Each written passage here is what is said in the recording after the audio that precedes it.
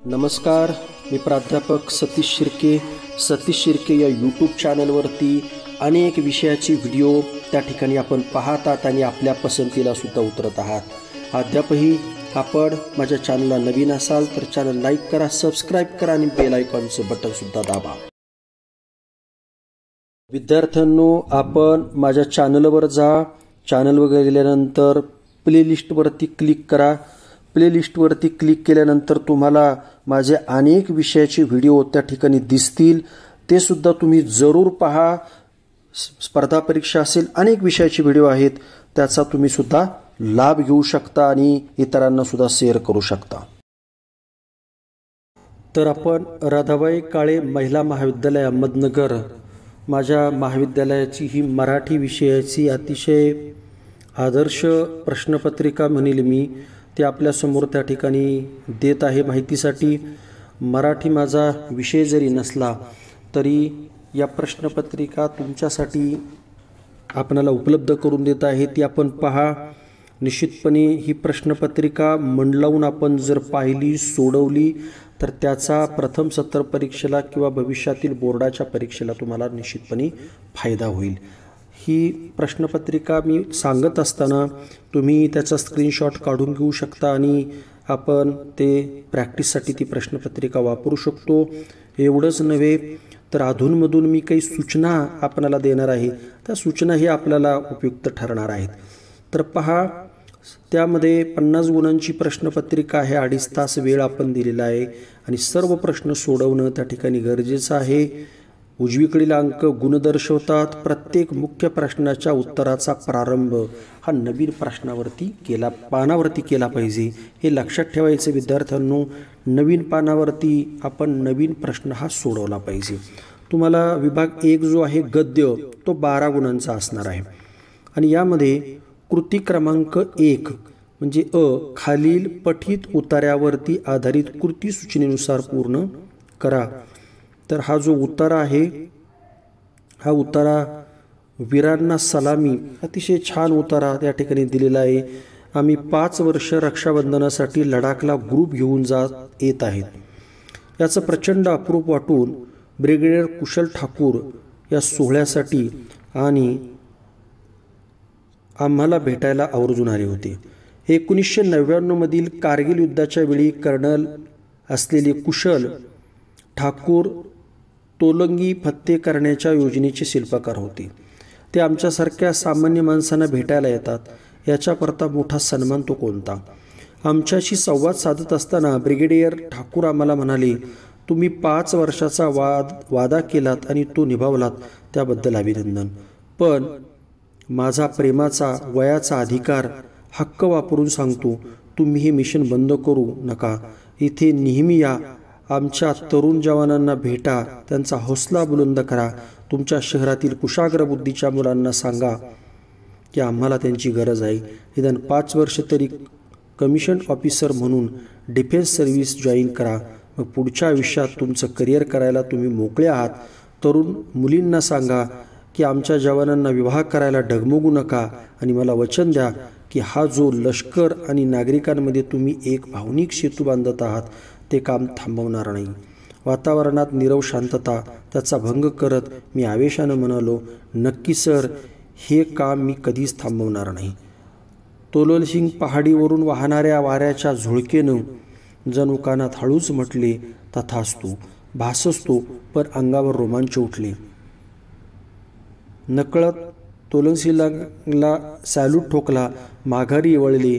ते या वीरांच्या त्यागाला, समर्पणाला अधिक लायक, अधिक जबाबदार, विवेकी आणि देशाबद्दल कर्तव्याची जाण असलेली भारतीय नागरिक बनून युवकांनी तसे बनण्याचा आटोकाट प्रयत्न करेन, असे सैनिकांना आश्वासन देऊनच, कारण ते म्हणतात, माघारी जेव्हा जाल परतुनी, ओळख द्या आमची त्यांना आणि सांगा तुमच्या उद्यासाठी ज्यांना आपला आज दिला। अनुराध प्रभुदेसाई यांनी हा एक उतारा आपल्याला त्या ठिकाणी दिलेला आहे। त्याच्यावरती जे प्रश्न आपल्याला खाली दिलेले आहेत, यामध्ये ब्रिगेडियर ठाकूर यांनी लेखिकेला सांगितलेली कामे 2 गुणांसाठी आहे। त्यानंतर आदर्श नागरिकाची वैशिष्ट्ये 2 गुण, आणि ग सैनिकी जीवन व सामान्य नागरिकांचे जीवन यांची तुलना तुमच्या शब्दात करा. 4 गुणांसाठी आहे. आणि तुमच्या उद्यासाठी ज्यांना आपला आज दिला या वाक्यातील तुम्हाला समजलेला अर्थ आपल्या भाषेत लिहा. हा ऑप्शनलला त्या ठिकाणी आहे. तर अशा पद्धतीचा उतारा त्या ठिकाणी आहे.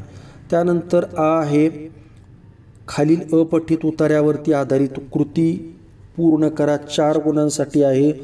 तर बागेतील झाडावर उमललेले एखादे टपोरे फूल असते, त्याचा सौम्यता सुगंध आल्हाददायक असतो. त्याच्या नाजूक पाकळ्या आणि सुरेख रंग डोळ्यांना सुखावतात. हा छोटासा अनुभव घेतानाही आपले मन प्रसन्न होऊन जाते.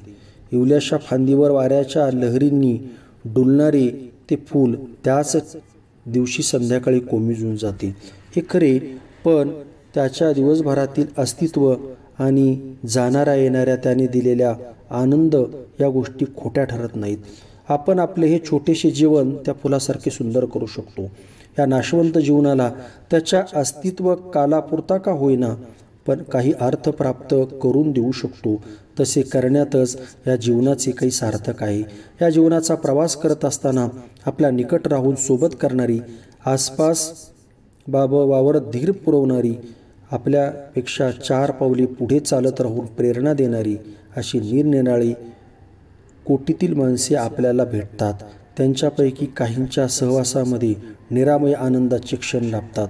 आणखी कोणाच्या विचारांमधून अंतःकरणाला काही दिलासा मिळतो आणि असामान्य विभूतींनी दाखवून दिलेल्या मार्गाच्या अल्पशा अनुसरणातून आपले जीवन उन्नत होते. या साऱ्या व्यक्तींविषयी कृतज्ञतेचा भाव ठेवणे हे जीवनातील एक कर्तव्य ठरते. त्याचे स्मरण जागवणे हा त्यांच्या ऋणातून काही प्रमाणात उत्तराई होण्याचा एक मार्ग आहे. तर हा अपठित उतार आहे. त्याच्यावरती तुम्हाला प्रश्न त्या ठिकाणी दिलेला आहे की बागेतील फुलांची वैशिष्ट्ये 2 गुणासाठी आहेत. 4 वैशिष्ट्ये तुम्ही लिहा. जीवनातील प्रवास करीत असताना भेटणारी कोणती 2 कोटीतील माणसे 2 गुण आहेत. 2 पर्याय तुम्हाला त्या ठिकाणी दिलेले आहेत. त्यानंतर विभाग 2 पद्यसाठी त्या ठिकाणी आहे. कृती 2 खालील कवितेच्या आधारे कृती पूर्ण करा. रे थांब जरा आषाढ घना अशा पद्धतीची ही कविता आहे. बाब बोरकर चैत्र पुनव यामधून ती साभार आपल्यासाठी घेतलेली आहे. तर हे तुम्ही त्या ठिकाणी पाहू शकता. आणि त्याखाली दिलेले जे प्रश्न आहेत यामध्ये कवीनं आषाढ घनाला करायला सांगितलेली कामे 2 गुणासाठी आ. त्यानंतर रोमांचित होणारी आणि नव्यानं फुलणारी 2 गुण ई. आषाढ घन न येण्याचा परिणाम तुमच्या शब्दात 12 ते 15 ओळीत लिहा. किंवा पावसाच्या येण्यामुळे निसर्गात होणारे चांगले बदल 12 ते 15 ओळीत लिहा. 4 गुणांसाठी आहे. विभाग 3 आहे. कथावरती आधारित आहे. 6 गुणांसाठी.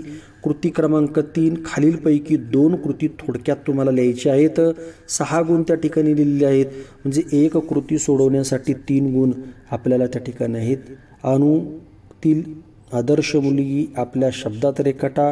कथेला कलाटणी देणारे एक प्रसंग वर्णन करा. नरचे महत्त्व स्पष्ट करा. अशा पद्धतीचा आहे. विभाग क्रमांक 4 आहे. उपयोजित 8 गुण. कृती 4 अ. खालीलपैकी 2 कृती सोडवा. मुलाखतीचे 4 फायदे लिहा. मुलाखत घेताना घ्यावयाची दक्षता याविषयी माहिती लिहा. माहितीपत्रकाचे स्वरूप थोडक्यात स्पष्ट करा. माहितीपत्रक व जाहिरात यातील साम्य स्पष्ट करा. 4 गुणांसाठी हे आहे. आ.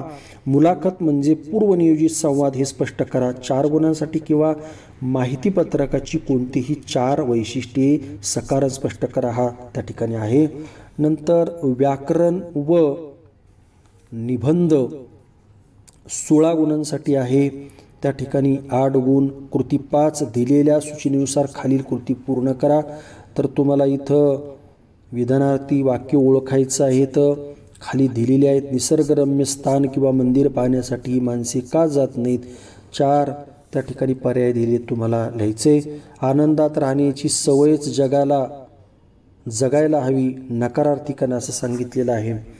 त्यानंतर 3रा प्रश्न आहे. जीवनचक्र या सामासिक शब्दातील समास ओळखून लिहायचा आहे. 4 पर्याय दिलेले आहेत. 4था आहे. ठायी ठायी या सामाजिक शब्दाचा विग्रह, तुम्हाला समासाचा प्रकार सांगायचा आहे, विग्रह करायचा आहे. 5वा आकडा त्याच्यामध्ये आहे भावे प्रयोग असलेले वाक्य शोधून लिहा. 6 त्यांना आपण जपलं पाहिजे. 7 मनातील मळप दूर होणे.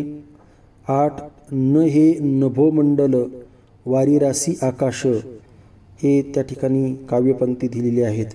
आणि नंतर आहे त्यामध्ये तर आपणाला खालीलपैकी एका विषयावरती 300 शब्दात निबंध लिहा. 8 गुणांना हा निबंध आहे. कोरोनानंतरचे जग.